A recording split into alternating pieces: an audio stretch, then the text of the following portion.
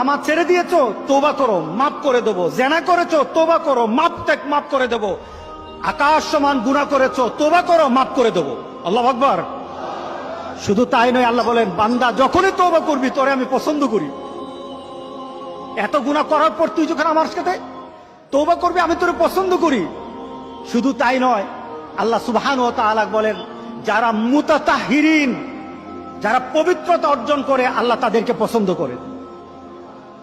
আমরা পবিত্রতা অর্জন করি কি দিয়ে? উযু দিয়ে। বলেন কি দিয়ে? উযু দিয়ে।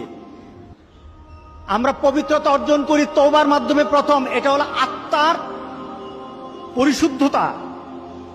আপনার দেহকে পরিশুদ্ধ করতে হবে, আত্মাকে পরিশুদ্ধ করতে হবে। আপনার আত্মাকে পবিত্র বানাবেন। আত্মাকে পবিত্র বানাতে হলে তওবা লাগবে। এটা পানি দিয়ে হবে না, মাটি দিয়ে হবে না।